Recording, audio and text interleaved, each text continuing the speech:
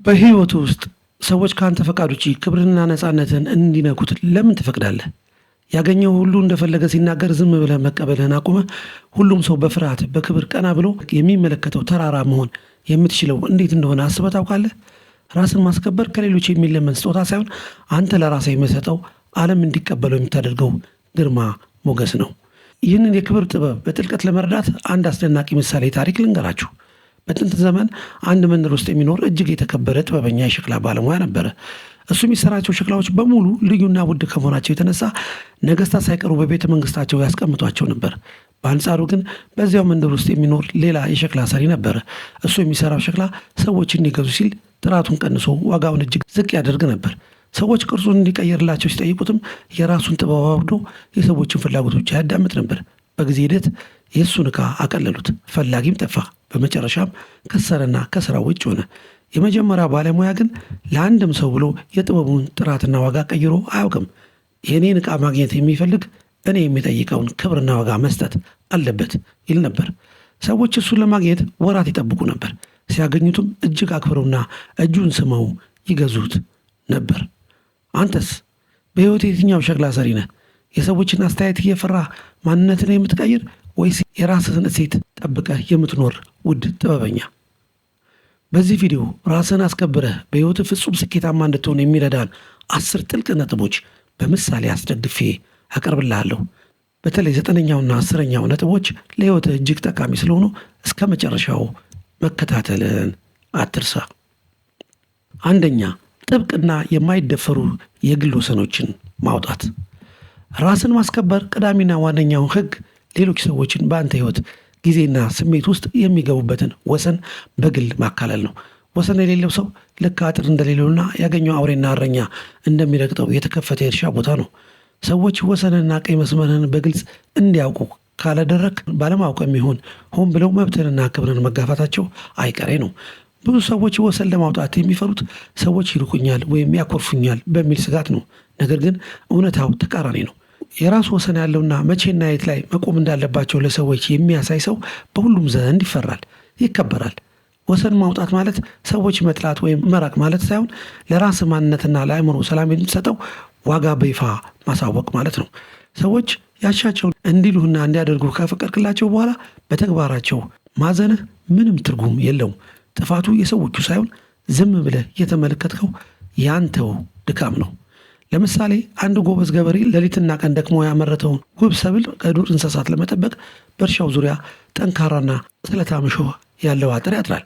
ይህ አጥር እንስሳቱን ለመጉዳት ወይም ለመበቀል ታስቦ የተሰራ ሳይሆን የገዛ ራሱን የረጅም ጊዜ ድካምና ሀብት በጥንቃቄ ለመጠበቅ ነው።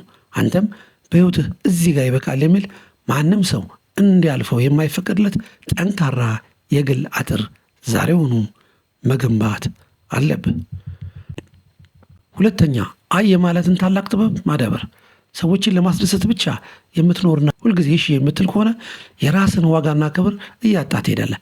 አይ ማለት ሰብአዊ መብት ነው። ለሌሎች ሰዎች አላስፈላጊ ጥያቄዎች፣ ለአንተ የማይመጥኑ ግብዣዎች አይ ስትል ለራስ ትልቅ ግቦች፣ ለቤተሰብና ለአእምሮ ሰላም አዎ እያልክ መሆኑን ማወቅ አለብህ። ሁልጊዜ እሺ የምትል ከሆነ ሰዎች በቀላሉ መጠቀሚያ ያደርጉሃል፣ ያቀሉሃል፣ እንዲሁም ለአንተ ያላቸው ክብር ዝቅ ይላል። አይ ማለት መለማመድ ያለብህ ትልቅ ጥበብ ነው። ምክንያቱም አይ ስትል ሰዎች የአንተ ጊዜና ፍላጎት በቀላሉ የሚገኝ ርካሽ ነገር እንዳልሆነ ይረዳሉ። የሰዎችን ፊት እያዩ መኖር ለራሳቸው ክብር የሌላቸው ሰዎች ባህሪ ነው። ነፃና የተከበረ ሰው ግን የራሱ ምርጫና አቋም አለው። ሰዎችን ላለማስቀየም ብለህ የራስን ሕይወት አታበላሽ። አንተን የሚወድና የሚያከብር ሰው አይ ስትለው ምርጫህን ያከብራል። የሚጠላና ሊጠቀምብህ የሚፈልግ ግን ይቆጣል። ስለዚህ ቁጣቸው ማንነታቸውን መፈተሻ መንገድ ነው። ለምሳሌ አንድ ስኬታማና ትልቅ ነጋዴ ወደ እሱ የሚመጡትን የንግድ ሀሳቦች፣ ውሎች በሙሉ ዝም ብሎ አይቀበልም። ጊዜውንና ገንዘቡን የሚያሳጡና እንዲሁም የማይጠቅሙትንና ከዓላማ ውጭ የሆኑትን ነገሮች በሙሉ ያለምንም ፍርሃት ውድቅ ያደርጋል። አንተም ሕይወትን ስኬታማ ለማድረግ ጊዜንና ክብርን ለሚቀንሱ ማናቸውም ነገሮች በሙሉ በድፍረት አይ ማለት መጀመር አለብህ። ሶስተኛ፣ የቃላትህና የተግባርህ ፍጹም መግጠም። እውነተኛ ክብር የሚመጣው ከታማኝነትና ከውስጥ ጥንካሬ ነው። የተናገርከውን በተግባር የምትፈጽም፣ በማንኛውም ሁኔታ ውስጥ ሆነ የምታከብር ሰው ከሆንክ ሰዎች ያከብረዋል። ቃልህ ክብደትና ግርማ ሞገስ እንዲኖረው ከተፈለገ ሁልጊዜ በተግባር መደገፍና መረጋገጥ አለበት። ቃላቸውንና ቀጠሯቸውን የማይጠብቁ ዛሬ ተናግረው ነገ የሚክዱ ሰዎች ማንም አያምናቸውም፣ በቁም ነገርም አይመለከታቸውም። ቃልን ስታከብር መጀመሪያ ራስን እያከበርክ ነው። ምክንያቱም ለራሱ የሰጠውን ክብር ነው ለሰው የምታሳየው። ሰዎች በአንተ ላይ ያላቸው እምነትና ክብር የሚገነባው በምትናገረው ረጅም ወሬ ሳይሆን በምታሳየው እውነተኛ ተግባር ላይ ነው። ታማኒነት አንዴ ከጠፋ ለማገገም እጅግ አስቸጋሪ የሆነ ትልቅ የክብር ካፒታል ነው። ስለዚህ ከመናገር በፊት አስብ። አንዴ ከተናገርክ ግን ሰማይና ምድር ቢቀየሩም ቃልህን ለመፈጸም ቁረጥ። ለምሳሌ በአንድ ትልቅ ተቋም ውስጥ ያለ ሰዓት አክባሪና ታማኝ መሪ ለአንድ ስብሰባ ሁልጊዜ ከተባለው ሰዓት 5 ደቂቃ ቀድሞ ይገኛል። የተናገረውንም ጥቅምና ቅጣት በትክክል ይተገብራል። በዚህ ምክንያት ተከታዮቹ የእሱን እያንዳንዱን ቃል እንደ ትልቅ ሕግ አክብረው ይፈጽማሉ። አንተም ለራስህና ለሰው የምትሰጠው እያንዳንዱን ቃል እንደ ወርቅ ጠብቅ። 4ኛ በራስ መተማመንን ከውስጥ ማሳደግ። ሰዎች አንተ ለራስህ የምትሰጠውን ዋጋና የምታሳየውን ግምት አይተው ነው የሚመዝኑ። አንተ ራስን ዝቅ አድርገህ ካየህ፣ በፍርሃት ከተሞላና ሁልጊዜ ጥገኝነት የሚሰማ ከሆነ እነሱም በተመሳሳይ መንገድ ዝቅ አድርገውና አግልለው ያየዋል። በራስ መተማመን ማለት ሁሉንም ነገር አውቃለሁ ማለት ወይም በትዕቢት መወጠር ሳይሆን በራስህ ተፈጥሯዊ ማንነት ባሉ ክህሎቶችና በማንኛውም ሁኔታ ውስጥ የመለወጥ አቅምህ ላይ ሙሉ እምነት ማሳደር ማለት ነው። በራስህ የምትተማመን ከሆነ የሰዎችን አድናቆትና ይሁንታ ለመለመን አትሮጥም። ሰዎች ስለ አንተ የሚናገሩት አሉታዊ ወሬ ያንተን ማንነት እንደማይቀይረው ታውቃለህ። ይህ ጥንካሬ በሰዎች ዘንድ ትልቅ መደነቅና ክብርን ይፈጥራል። ፍርሃትህን አሸንፈህ በራስህ እግር ላይ መቆም ስትጀምር ዓለም ለአንተ ያላት አመለካከት በሙሉ በቅጽበት ይለወጣል። ለምሳሌ አንድ ኩሩ ንስር በሰማይ ላይ ሲበር ብቻውን ቢሆንም በክንፎቹ ጥንካሬና በራሪነት ላይ ሙሉ እምነት አለው። ከሌሎች ትናንሽ ወፎች ምስጋና ወይም አድናቆት ፈጽሞ አይፈልግም። አንተም በውስጥ ያለውን መለኮታዊ አቅምና ተሰጥኦ በሚገባ አውቀህ በማንኛውም የሰዎች ስብስብ መካከል በኩራትና በራስ መተማመን መረማመድ አለብህ። 5ኛ የስሜት ብስለትና ራስን በሚገባ መግዛት።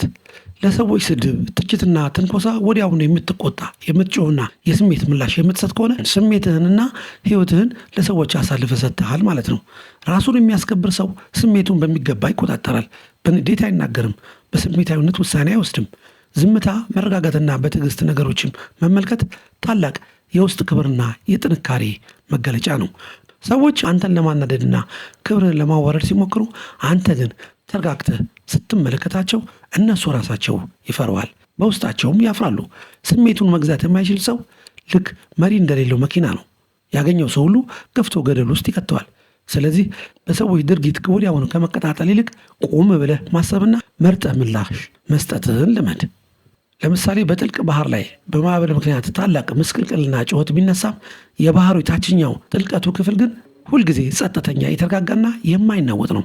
አንተም በሰዎች ክፉ ንግግርና ትንኮሳ በቀላሉ የማይናወጥና የማይበገር ታላቅ የስሜት ጥልቀትና የውስጥ ሰላም ሊኖርህ ይገባል። 6ኛ የሰውነት አቋምን በሚገባ ማስተካከል። በአፍህ ምንም አይነት ቃል ሳትናገር ሰውነትና አረማመድህ ስላንተ ማንነት ለሰዎች ይናገራል። አንገትህ መስበር፣ ትከሻህን ማጎንበስ፣ መሬት ማየትና የሰዎችን አይመሸሽ የፍርሃት የዝቅተኝነትና የደካማነት ምልክቶች ናቸው።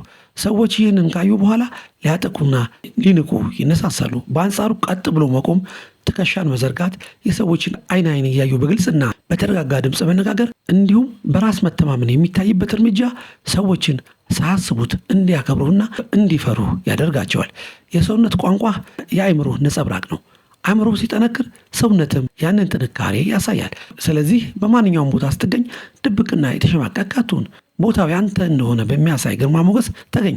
ለምሳሌ አንድ የአንበሶች ንጉሥ በጫካ ውስጥ ሲራመድ ዝግ ብሎ ቀና ብሎና አካባቢውን በትኩረት እየተመለከተ ነው።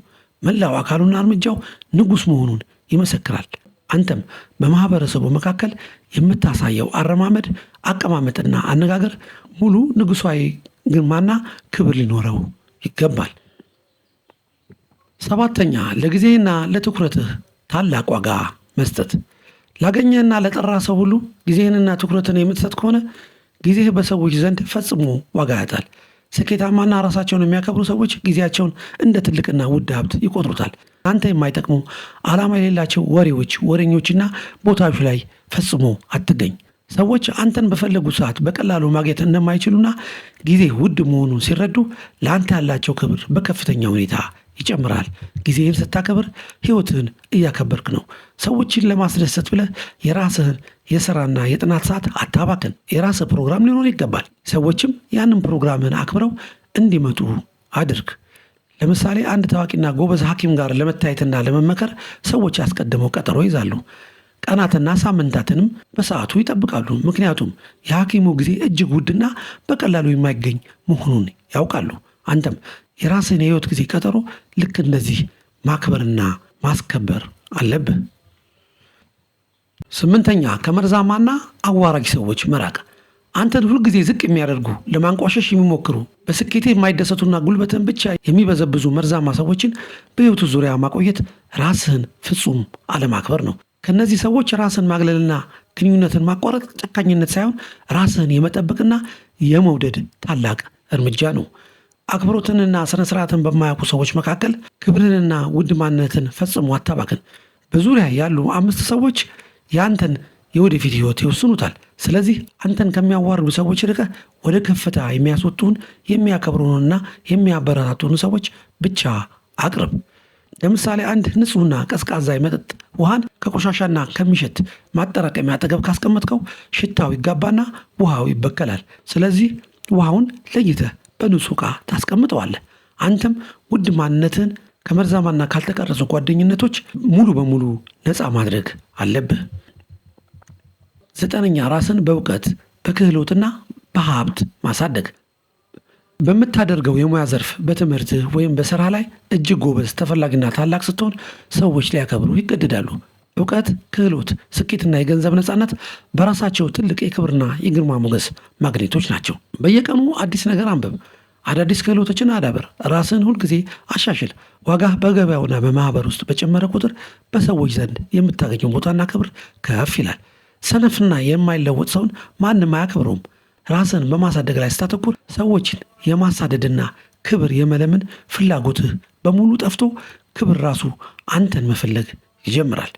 ለምሳሌ አንድ እጅግ ስለታማና በጥራት የተሰራ መጥረቢያ ትላልቅ ዛፎችን በቀላሉ ይቆርጣል። ስለዚህ ሁሉም ቆራጭ በውድ ዋጋ ይፈልገዋል።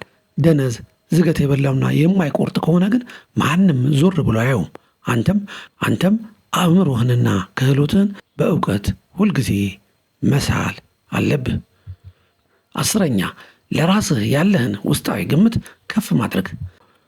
ራስን የማክበር የመጨረሻው ዋናውና መሰረታዊ ነጥብ ራስህን በውስጥህ ማክበር ነው። ማንም ሰው በማያይህ በብቸኝነት ጊዜ የምታደርጋቸው ነገሮች፣ ለራስህ በአእምሮ ውስጥ የምትናገረው ቃልና የምትመግበው ሐሳብ ፍጹም ንጹሕና ክቡር መሆን አለበት። ራስን እንደ ትልቅ ስኬታማና ክቡር ፍጡር አድርገህ በውስጥ ከተመለከትከው ዓለምና በዙሪያ ያሉ ሰዎችም በተመሳሳይ መንገድ ሊመለከቱህ ይገደዳሉ። ራስህን የምትንቅ የምታንኳስስና የምታማርር ከሆነ ግን ይህ የውስጥ ዝቅጠትህ ወደ ውጭ ወጥቶ ሰዎችን ይጋብዛል። ስለዚህ የራስህ የመጀመሪያውና ጥልቁ አድናቂና አክባሪ አንተ ራስህ ሁን። ለምሳሌ አንድ ታላቅ ንጉሥ በጦርነት ተሸንፎ በስደት ላይ ቢሆንም እንኳን ዘውድ ባይኖረውና ቤተ መንግሥት ባይኖረውም የውስጥ ንጉሣዊ አስተሳሰቡና ክብሩን ፈጽሞ ጥሎ ለማኝ አይሆንም። አንተም በማንኛውም አስቸጋሪ ሁኔታ ውስጥ ብትሆን ለራስህ ያለን ንጉሣዊ ግምትና ክብር ፈጽሞ አታውርደው። እንግዲህ ወዳጄ ይህንን ታላቅ የክብርና የስኬት እውነት ዛሬውኑ በተግባር መተርጎም አለብህ። ከዚህ ሰዓት ጀምሮ ለራስህ ጽኑ ቃል ግባ። ያንን ክብርህን የሚነካውን መርዛማ ሰው በድፍረት አይ በለው። የግል ወሰንህን አጥራ። ትከሻህን ዘርግተህ ቀጥ ብለህ ተራመድ። ሕይወትህን ዛሬውኑ ቀይርና ወደ ፈለግከው ታላቅ ስኬት ተሻገር። ይህ ቪዲዮ ከተመቸህ ላይክ አድርገው። ከዚህ ቪዲዮ ምን ተማርክ? ሐሳብህን ኮሜንት ላይ አስፍርልኝ። ለሌሎች እንዲደርስ ሼር አድርግ። ሰብስክራይብ ማድረግህን እንዳትረሳ። በሚቀጥለው ቪዲዮ እስክንገናኝ መልካም ጊዜ ይሁንላችሁ።